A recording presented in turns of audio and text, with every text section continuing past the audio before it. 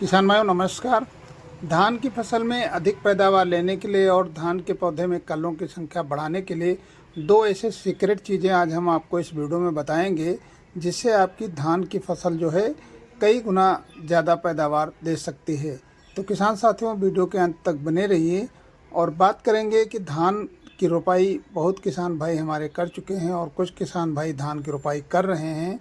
और धान की रोपाई के बाद आपको क्या करना है, कल्लों की संख्या आपको कैसे बढ़ाना है।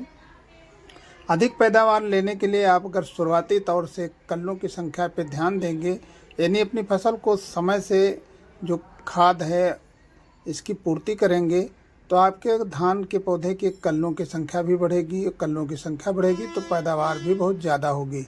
तो आइए पहले बात करते हैं कि पहली यूरिया खाद कब आपको देना चाहिए। किसान साथियों, रोपाई के कम से कम 5 या 7 दिन के बाद आपको पहली यूरिया खाद देना है, यानी नाइट्रोजन की पूर्ति करना है।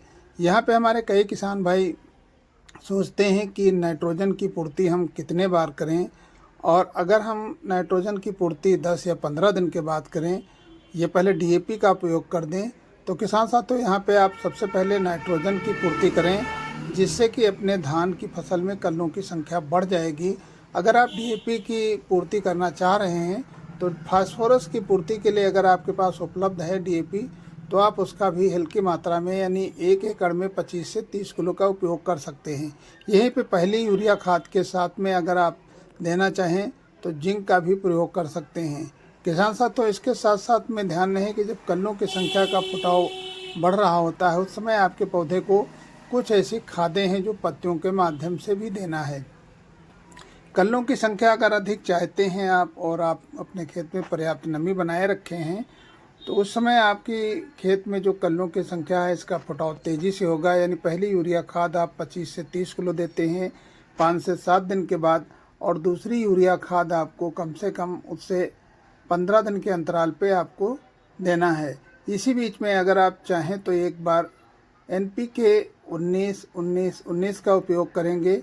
यहाँ पे आपको इस एनपीके के स्प्रे से पौधे को 3 ऐसे पोषक तत्व मिल जाएंगे, जैसे कि नाइट्रोजन, फास्फोरस और पोटास।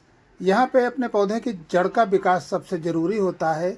तो किसान साथियों, जो जड़ों का विकास अगर सही समय से नहीं होगा तो आपके फसल जो लगी हुई है धान की, कल्लों की संख्या नहीं देगी। यानी जितने ही जड़ों का विकास होगा, पौधा भोजन ग्रहण करेगा, उतने कल्लों की संख्या बढ़ेगी।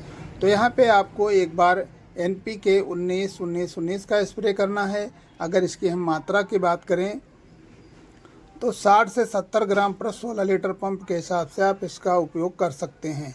तो इसी तरीके से आप बने रहिए हमारे चैनल पर, फिर मिलेंगे।